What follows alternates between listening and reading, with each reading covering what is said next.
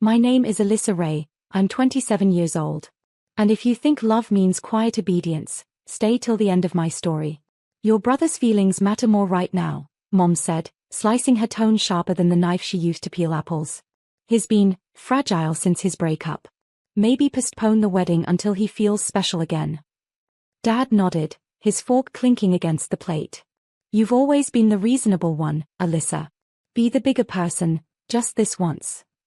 I stared at them across the dinner table, the lace sample for my dress still folded in my lap. My heart felt like it was being taxed for existing. Ethan, the golden boy, sat beside Mom scrolling through his phone, half smiling. Yeah, sis, don't make a big deal. It's not like your wedding's going anywhere. The room tilted. My throat tightened. I whispered, so, you want me to cancel the venue? The date? Mom didn't look up. Just until your brother feels better. He's been under pressure lately.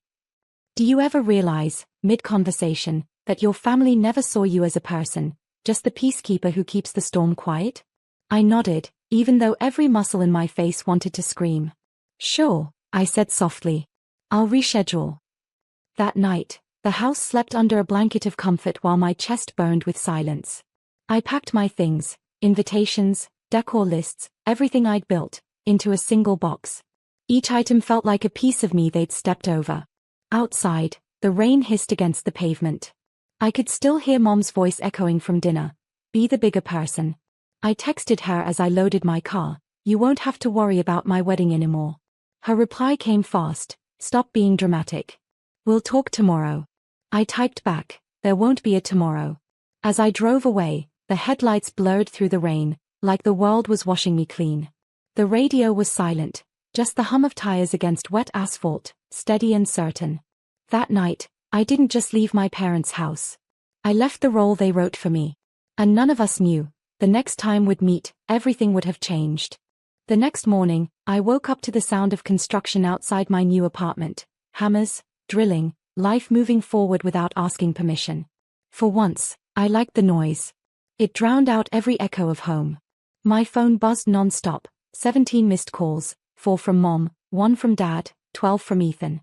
The last text said, "You really left? Over a wedding?" I almost laughed. Not at the words, but at how small they made something enormous sound. I spent the day setting up my tiny studio.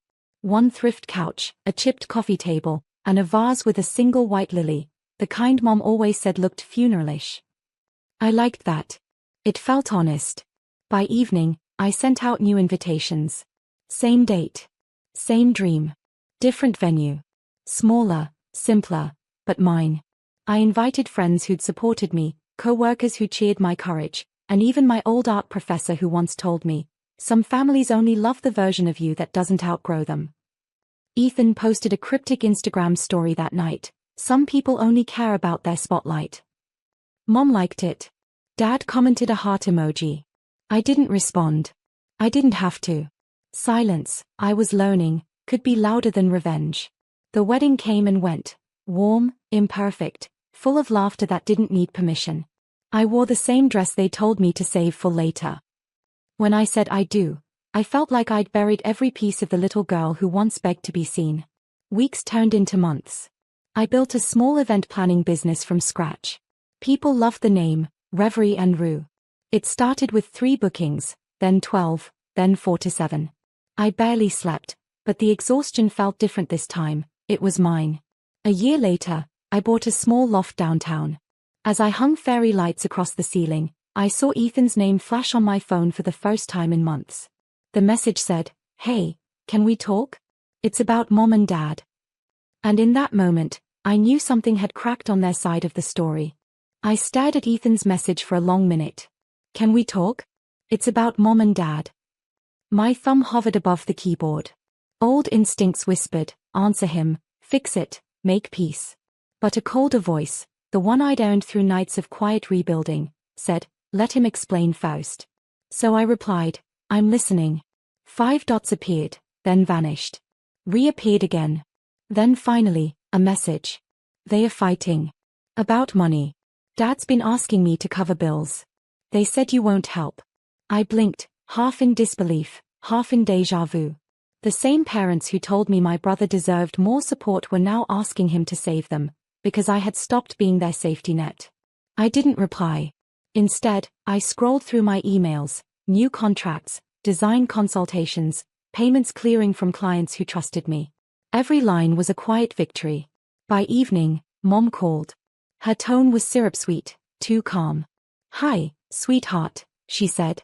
"We heard your business is doing well." "Better than I ever imagined," I said. "That's wonderful," she sighed, pausing. "You know, Ethan's been under stress with us struggling lately. Maybe you could help him." I finished. A silence so sharp followed that I almost smiled. "Just think about it," she said. "We're still family."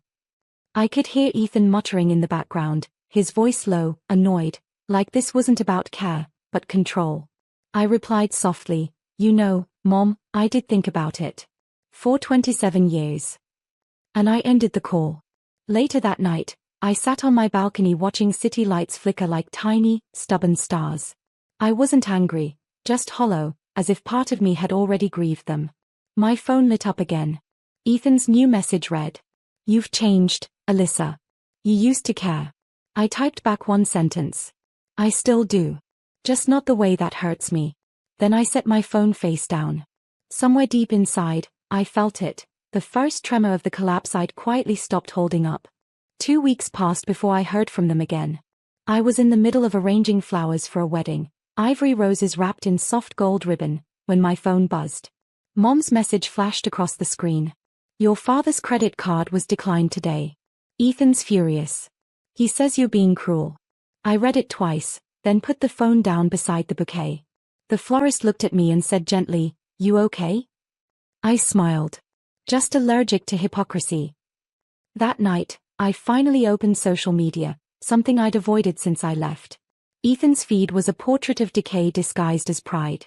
He'd posted luxury dinners, tagged restaurants he clearly wasn't paying for, and his captions dripped with resentment. "Family should never abandon family."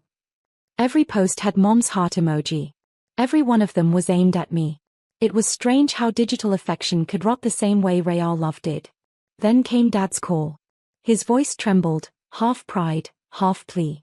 "You've done well, Alyssa. We're proud of you, but you know how families work, we help each other." I said nothing. He continued, "Ethan's just having a hard time adjusting. Maybe if you could lend." I interrupted softly, "Dad, when I needed support, you gave it to him instead. I'm not angry. But I learned from you. I help the one who helps me." He sighed.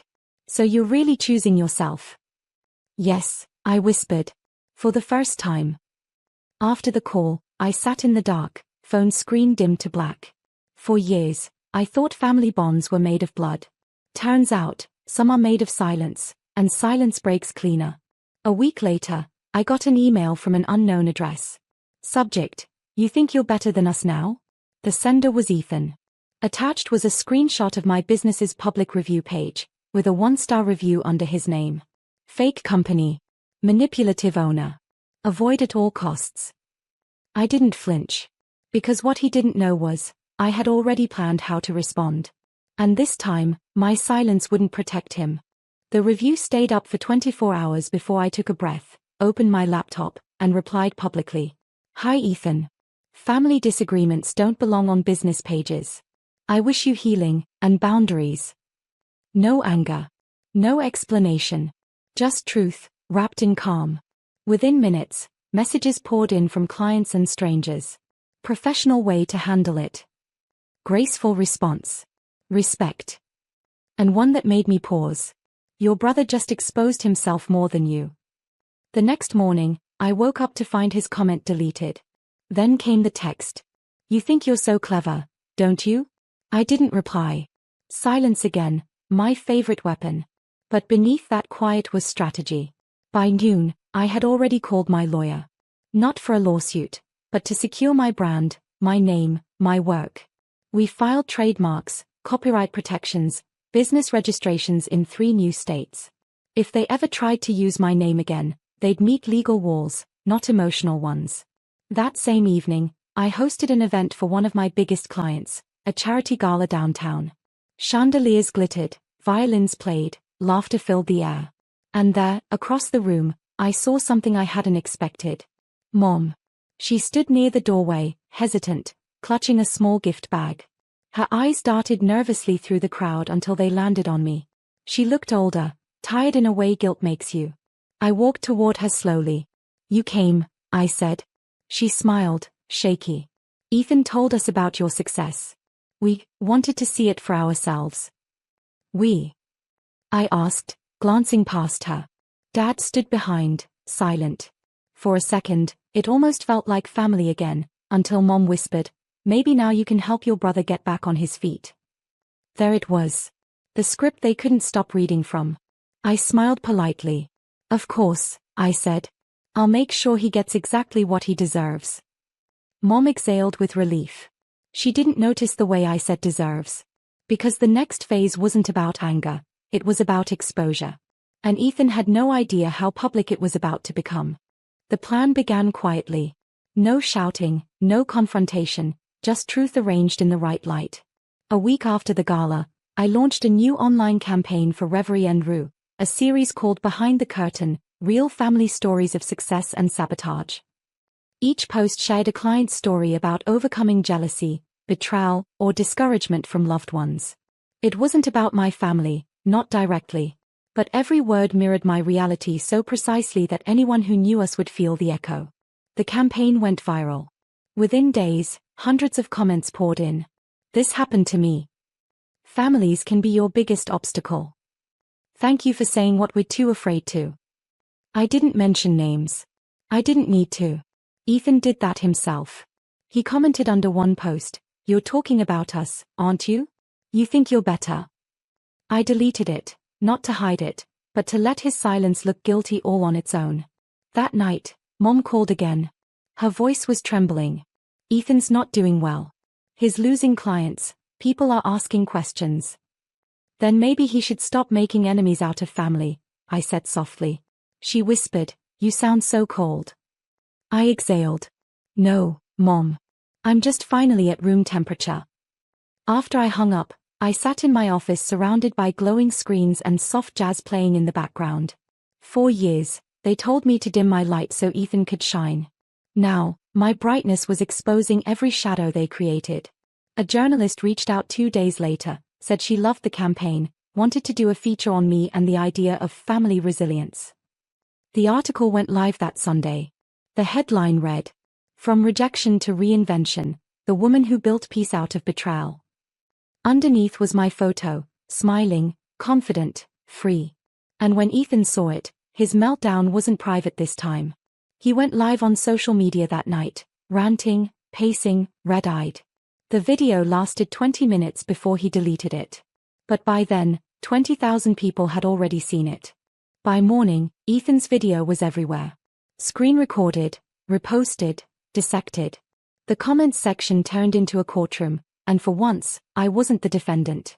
He'd gone live ranting about how his sister ruined the family, slurring my business name, waiving bills, even yelling, "She left us for money and fame." His words cut, but not the way he intended. They cut him open, exposed the bitterness he'd tried to hide behind that golden boy smile.